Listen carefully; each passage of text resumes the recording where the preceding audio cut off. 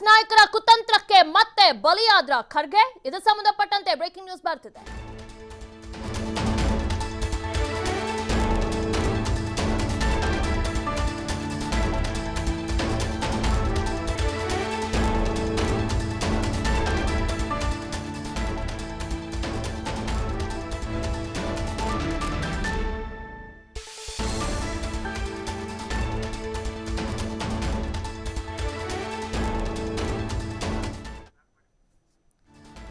ಕಾಂಗ್ರೆಸ್ ನಾಯಕರ ಕುತಂತ್ರಕ್ಕೆ ಮತ್ತೆ ಬಲಿಯಾದ್ರ ಖರ್ಗೆ.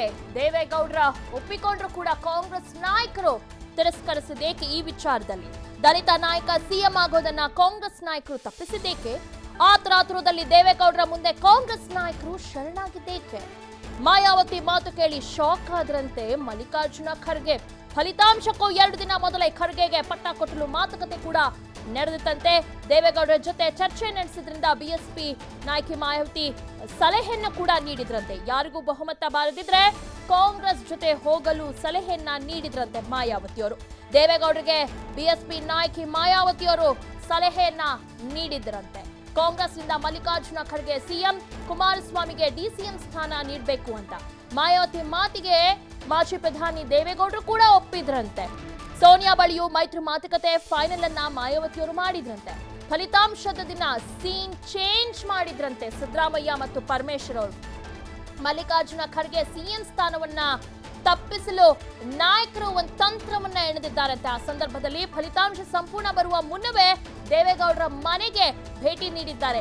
ಯಾರು? ಸಿದ್ದರಾಮಯ್ಯ ಮತ್ತು ಪರಮೇಶ್ವರ್ ಇಬ್ರು ಸೇರ್ಕೊಂಡು ಯಾವಾಗ ಚುನಾವಣೆ ಫಲಿತಾಂಶ ಬಂತೋ ಆ ತಕ್ಷಣವೇ ದೇವೇಗೌಡರ ಮನೆಗೆ ಭೇಟಿ ನೀಡಿದ್ದಾರೆ. ಡಿಕೆ ಶಿವಕುಮಾರ್ ಮಲ್ಲಿಕಾರ್ಜುನ ಖರ್ಗೆ ದೂರವಿಟ್ಟು ಮಾತುಕತೆಯನ್ನ ನಡೆಸಿದ್ದಾರೆ.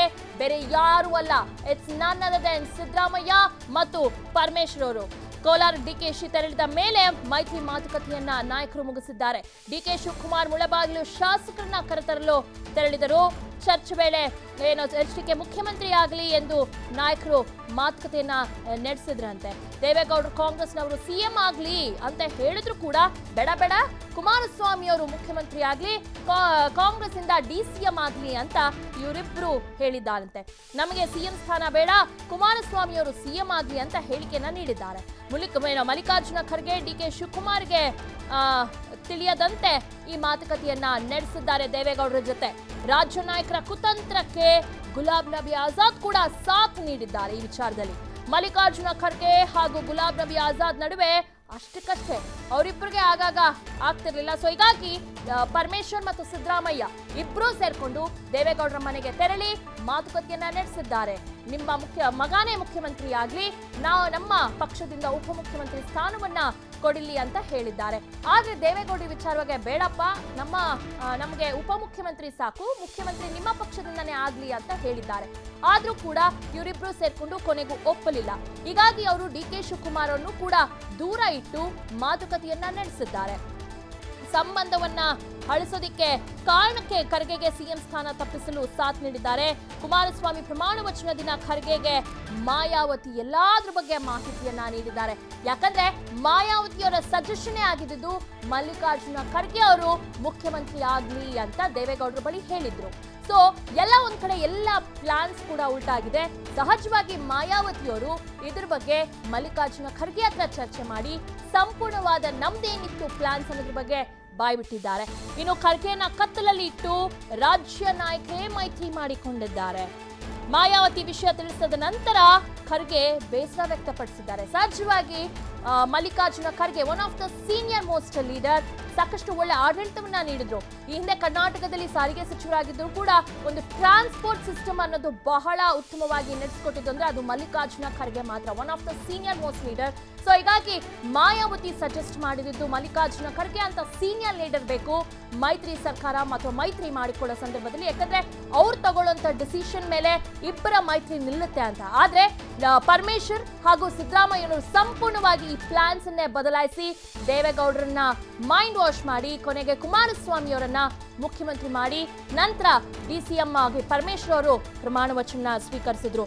ಆ ರಾಮಾಯಣದಲ್ಲಿ ರಾಮನಿಗೆ 14 ವರ್ಷ ವನವಾಸ, ನನಗೆ 14 ವರ್ಷ ಆದ್ರೂ ಕೂಡ ತೀರಿಲ್ಲ ವನವಾಸ ಅಂತ ಪಾಪ ಸಹಜವಾಗಿ ಖರ್ಗೆ ಅವರು ನೋವನ್ನ ಹೇಳ್ಕೊಂಡಿದ್ದಾರೆ. ಇನ್ನು 2004ರಿಂದ ಸಿಎಂ ಹುದ್ದೆ ಆಕಾಂಕ್ಷಿಯಾಗಿದ್ರು ಮಲ್ಲಿಕಾರ್ಜುನ ಖರ್ಗೆ. ಯಾವುದೋ 2013 ಚುನಾವಣೆ ಆಗಲಿ ಅಥವಾ ಮೊನ್ನೆ 2018 ಚುನಾವಣೆ ಆಗಲಿ ನಂಬ್ಕೊಂಡು ಮಲ್ಲಿಕಾರ್ಜುನ ಖರ್ಗೆ ಇಲ್ಲ. 2004ರಿಂದಲೂ ಕೂಡ ಏನು ಮಲ್ಲಿಕಾರ್ಜುನ ಖರ್ಗೆ ಮುಖ್ಯಮಂತ್ರಿ ಆಗಬೇಕು ಅಂತ ಕಾಯ್ತಾ ಇದ್ರು. One of the senior most ಲೀಡರ್ಗೆ ರಾಜ್ಯದ ನಾಯಕರು ನಿಜಕ್ಕೂ ಅನ್ಯಾಯ ಮಾಡಿದ್ದಾರೆ. ರಾಜ್ಯ ಕಾಂಗ್ರೆಸ್ ನಾಯಕರಿಂದ ದಲಿತರಿಗೆ ಮುಖ್ಯಮಂತ್ರಿ ಹುದ್ದೆ ತಪ್ಪಿದೆ.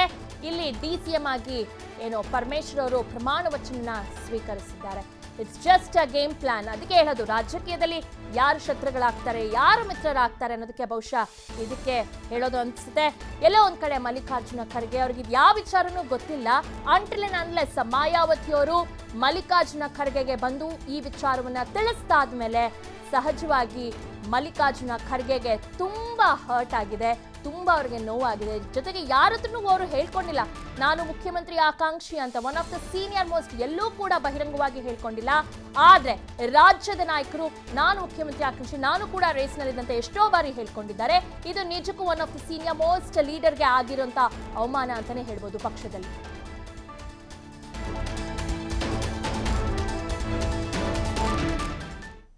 ಓಕೆ, ಎಲ್ಲಾದ್ರ ಬಗ್ಗೆ ಹೆಚ್ಚಿನ ಮಾಹಿತಿಯನ್ನ ನಮ್ಮ ಪ್ರತಿನಿಧಿ ಸ್ವಾತಿ ನೇರ ಸಂಪರ್ಕದಲ್ಲಿ ನೀಡ್ತಾರೆ. ಸ್ವಾತಿ, ನಾನು ಇದೀಗಷ್ಟೇ ಒಂದು ಮಾತು ಹೇಳ್ತಾ ಇದ್ದೆ, ರಾಜಕೀಯದಲ್ಲಿ ಯಾರು ಶತ್ರುಗಳು ಮಿತ್ರರು ಯಾರು ಅನ್ನೋದಕ್ಕೆ ಕೂಡ ಐಡೆಂಟಿಫೈ ಮಾಡೋದು ತುಂಬಾ ಕಷ್ಟ ಅಂತ. ಮಲ್ಲಿಕಾರ್ಜುನ ಖರ್ಗೆಗೆ ನಿಜಕ್ಕೂ ಇದು ನೋವಿನ ಸಂಗತಿ ಅಂತಾನೆ ಹೇಳ್ಬೋದು. ಯಾಕಂದ್ರೆ ಅವ್ರು ಯಾವತ್ತೂ ನಾನು ಮುಖ್ಯಮಂತ್ರಿ ಆಕಾಂಕ್ಷಿ ಅಂತ ಹೇಳ್ದಾರಲ್ಲ, ಬಟ್ ಎಲ್ಲೋ ಒಂದ್ ಕಡೆ ಮನಸ್ಸಲ್ಲಿ ಆಸೆ ಇರುತ್ತೆ ನಾನು ಕೂಡ ಮುಖ್ಯಮಂತ್ರಿ ಆಗ್ಬೇಕು ಅಂತ. ಇದು ನೆನ್ನೆ ಮೊನ್ನೆ ಆಸೆ ಇಲ್ಲ, 2004ರಿಂದನೂ ಕೂಡ ಪಾಪ ಅವರ ಆಸೆ ಇಟ್ಕೊಂಡಿದ್ದಾರೆ. One of the senior most ಲೀಡರ್ಗೆ ರಾಜ್ಯದ ನಾಯಕರು ನಿಜಕ್ಕೂ ಅವಮಾನ ಮಾಡಿದ್ದಾರೆ. ಎಲ್ಲೋ ಒಂದ್ ಕಡೆ ಅವ್ರಿಗೆ ಎಸ್ ಮಲ್ಲಿಕಾರ್ಜುನ ಖರ್ಗೆ ನಮ್ಮ ಹಿರಿಯರು ಮುಖ್ಯಮಂತ್ರಿ ಆಗ್ಲಿ ಅಂತ ಬಿಟ್ಕೊಟ್ಟಿದ್ರೆ ಬಹುಶಃ ಎಲ್ಲರೂ ಕೂಡ ಅವ್ರನ್ನ ಮೆಚ್ಚುಗೆ ವ್ಯಕ್ತಪಡಿಸ್ತಿದ್ರು. ಆದ್ರೆ ಇದು ನಿಜಕ್ಕೂ ಮಲ್ಲಿಕಾರ್ಜುನ ಖರ್ಗೆಗೆ ನೋವಿನ ಸಂಗತಿ ಅಂತಾನೆ ಹೇಳ್ಬಹುದು. ದಿವ್ಯಾ, ಯಾರು ಶತ್ರುಗಳು ಅನ್ನೋದನ್ನ ಕಂಡುಹಿಡಿಯೋದಕ್ಕೆ ಆಗೋದಿಲ್ಲ. ಆದರೆ ಕರ್ನಾಟಕ ರಾಜಕೀಯದಲ್ಲಿ ಸಂಖ್ಯಾಬಾಳ್ಯ ಮಿತ್ರರು ಯಾರು ಅಂತ ಕೇಳಿದ್ರೆ ಪ್ರತಿಯೊಬ್ಬರು ಕೂಡ ಬೆರಳು ಮಾಡಿ ತೋರಿಸುವಂಥದ್ದು ಧರ್ಮ್ ಸಿಂಗ್ ಹಾಗೂ ಖರ್ಗೆ ಅವರಿಗೆ. 2004ರಲ್ಲಿ ಧರ್ಮ್ ಸಿಂಗ್ ಅವರು ಮುಖ್ಯಮಂತ್ರಿ ಆಗ್ತಾರೆ. ಅವಾಗಿನಿಂದಲೂ ಕೂಡ ಅದೇ ಸ್ಟೇಚರ್ನ ನಾಯಕರಾದಂತಹ ಖರ್ಗೆ ಅವರು ಕೂಡ ಮುಖ್ಯಮಂತ್ರಿ ಆಕಾಂಕ್ಷಿ. ಇದು ಇಡೀ ಕರ್ನಾಟಕ ರಾಜ್ಯಕ್ಕೂ ಗೊತ್ತು ಹಾಗೂ ಹೈಕಮಾಂಡ್ಗೂ ಕೂಡ ಗೊತ್ತಿರುತ್ತೆ. 2013ರಲ್ಲೂ ಕೂಡ ಎಲ್ಲೊಂದು ಕಡೆ ಸಿದ್ದರಾಮಯ್ಯನವರಿಗೆ ಈ ಒಂದು ಮ್ಯಾಂಡೇಟ್ ಅಥವಾ ಈ ಬಹುಮತ ಬರದೇ ಹೋಗಿದ್ದಿದ್ರೆ ಮತ್ತೆ ಖರ್ಗೆ ಅವರಿಗೆ ಒಂದು ಚಾನ್ಸ್ ಇರ್ತಿತ್ತು. ಅದನ್ನು ಮೀರಿ ಈಗ ಈ 2018ರಲ್ಲಾದ್ರೂ ಖರ್ಗೆ ಅವರು ಮುಖ್ಯಮಂತ್ರಿ ಆಗ್ತಾರಾ ಅನ್ನುವಂತ ಒಂದು ಕ್ವಶನ್ ಮಾರ್ಕ್ ಇತ್ತು.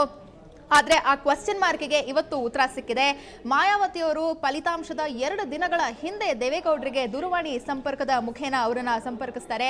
ಅವ್ರಿಗೆ ಹೇಳ್ತಾರೆ, ಅಕಸ್ಮಾತ್ ಏನಾದರೂ ಹಂಗ್ ಅಸೆಂಬ್ಲಿ ಆದರೆ ಕರ್ನಾಟಕದಲ್ಲಿ ಬಹುತೇಕ ಚಾನೆಲ್ಗಳು ನೀಡ್ತಿರುವಂತಹ ಒಂದು ಸಮೀಕ್ಷೆಯ ಪ್ರಕಾರ ನೀವು ಬಿಜೆಪಿ ಜೊತೆ ಹೋಗ್ಬಿಡಿ, ಕಾಂಗ್ರೆಸ್ ಜೊತೆ ಹೋಗಿ ಅನ್ನುವಂತಹ ಒಂದು ಕಿವಿ ಮಾತನ್ನು ಕೂಡ ಹೇಳ್ತಾರೆ.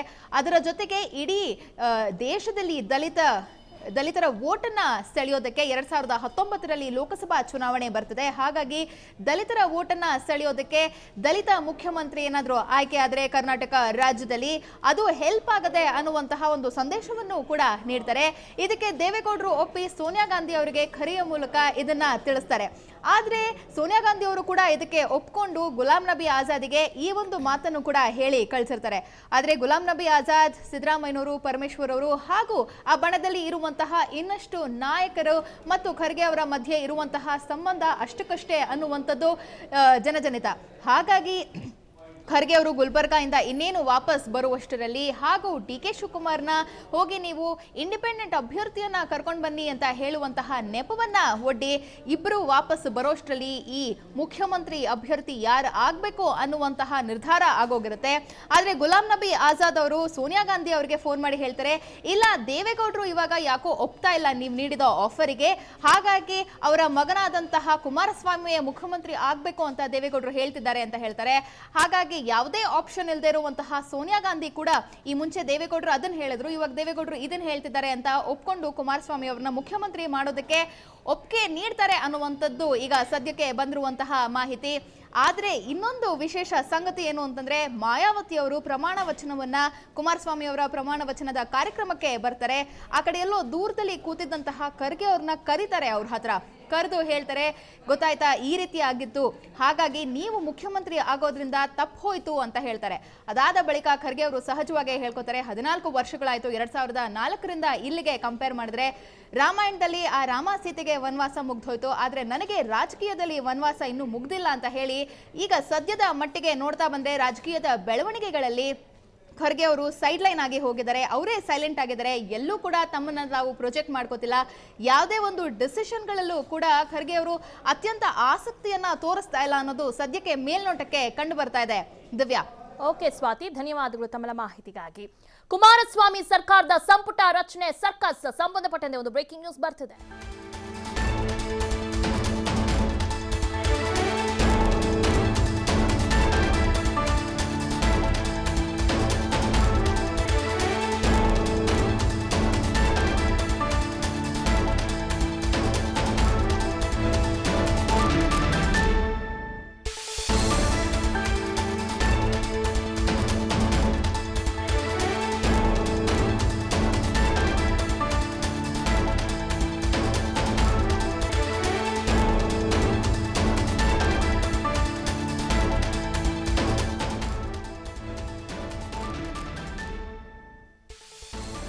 ಕುಮಾರಸ್ವಾಮಿ ಸರ್ಕಾರದ ಸಂಪುಟ ರಚನೆ ಸರ್ಕಸ್ ಸಂಬಂಧಪಟ್ಟಂತೆ ಜೆಡಿಎಸ್ ಮತ್ತು ಕಾಂಗ್ರೆಸ್ ಸಚಿವಾಕಾಂಕ್ಷಿಗಳ ಪಟ್ಟಿ ಫೈನಲ್ ಆಗಿದೆ. ಕಾಂಗ್ರೆಸ್ ಮುಖಂಡರ ಜೊತೆ ಸಂಜೆ ಮತ್ತೊಂದು ಸುತ್ತಿನ ಚರ್ಚೆ ಕೂಡ ನಡೆಯಲಿದೆ. ಖಾತೆ ಹಂಚಿಕೆ ಮತ್ತು ಸಚಿವಾಕಾಂಕ್ಷಿಗಳ ಹೆಸರು ಅಂತಿಮವಾಗುವ ಸಾಧ್ಯತೆ ಇದೆ. ತಾಜ್ ವೆಸ್ಟ್ ಎಂಡ್ ಹೋಟೆಲ್ನಲ್ಲಿ ಕೈತನೆ ನಾಯಕರು ಸಮಾಲೋಚನೆ ಕೂಡ ನಡೆಸುತ್ತಿದ್ದಾರೆ. ಯಾರಿಗೆ ಖಾತೆಯನ್ನ ನೀಡಬೇಕು ಮತ್ತು ವೇಣುಗೋಪಾಲ್, ಗುಲಾಬ್ ನಬಿ ಮತ್ತು ಪರಮೇಶ್ವರ್ ಸಮ್ಮುಖದಲ್ಲಿ ಸಭೆ ಕೂಡ ನಡೆಯುತ್ತಿದೆ. ಮಾಜಿ ಸಿಎಂ ಸಿದ್ದರಾಮಯ್ಯ, ಡಿಕೆ ಶಿವಕುಮಾರ್ ನೇತೃತ್ವದಲ್ಲಿ ಕೂಡ ಈ ಸಭೆ ನಡೆಯುತ್ತಿದೆ. ಜೆಡಿಎಸ್ ಪರವಾಗಿ ದೇವೇಗೌಡ, ಸಿಎಂ ಕುಮಾರಸ್ವಾಮಿ ಅವರು ಭಾಗಿಯಾಗುವ ಸಾಧ್ಯತೆ ಇದೆ. ಸಂಪುಟ ರಚನೆ ಅಂತಿಮವಾಗುತ್ತಿದ್ದಂತೆ ನಾಳೆ ಸಂಜೆ ಪ್ರಮಾಣ ವಚನ ಕಾರ್ಯಕ್ರಮ ಇರಲಿದೆ. ಸತತ 1 ವಾರಗಳಿಂದ ಯಾವಾಗ ಖಾತೆ ಹಂಚಿಕೆ ಮಾಡ್ತಾರೆ ಅಂತ ಕಾಯ್ತಿದ್ದ ಅಂತ ಏನು ಕಾಂಗ್ರೆಸ್ ಹಾಗೂ ಜೆಡಿಎಸ್ ಶಾಸಕರಿಗೆ ಬಹುಶಃ ಇದೊಂದು ಗುಡ್ ನ್ಯೂಸ್. ಆದ್ರೆ ಸಂಪುಟ ರಚನೆ ಮಾಡಿದ ನಂತರ ಆಗುವಂತ ಭಿನ್ನಮತಕ್ಕೆ ಯಾವ ರೀತಿ ಶಮನ ಮಾಡ್ತಾರೆ ಅನ್ನೋದನ್ನು ಕೂಡ ಅಷ್ಟೇ ಇಂಪಾರ್ಟೆಂಟ್ ಆಗುತ್ತೆ. ಯಾಕಂದ್ರೆ ಎಲ್ಲಾ ಶಾಸಕರು, ಇದು ಮೈತ್ರಿ ಸರ್ಕಾರ ಆಗಿರೋದ್ರಿಂದ ಎಲ್ಲಾ ಶಾಸಕರು ನಮಗೂ ಏನಾದ್ರೂ ಒಂದು ಪಟ್ಟ ಕೊಡ್ತಾರೆ ಅಂತ ಕಾಯ್ಕೊಂಡಿದ್ದಾರೆ. ಸೊ ಹೀಗಾಗಿ ಎಲ್ಲಾದ್ರೂ ಒಂದ್ ಕಡೆ ಆಚೆ ಈಚೆ ಏನಾದ್ರೂ ಸಂಪುಟದಲ್ಲಿ ಸ್ಥಾನ ಮಿಸ್ ಮಾಡ್ಕೊಂಡಿದೆ. ಸಹಜವಾಗಿ ಇಟ್ಸ್ 100% ರೈಟ್, ಭಿನ್ನಮತ ಅಂತೂ ಆಗೇ ಆಗುತ್ತೆ. ಆದ್ರೆ ಈ ಭಿನ್ನಮತವನ್ನ ಯಾವ ರೀತಿ ಜೆಡಿಎಸ್ ಹಾಗೂ ಕಾಂಗ್ರೆಸ್ ನಾಯಕರು ಅದನ್ನ ಸಾಲ್ವ್ ಮಾಡ್ತಾರೆ ಅನ್ನೋದನ್ನ ಕಾದು ನೋಡ್ಬೇಕಾಗತ್ತೆ.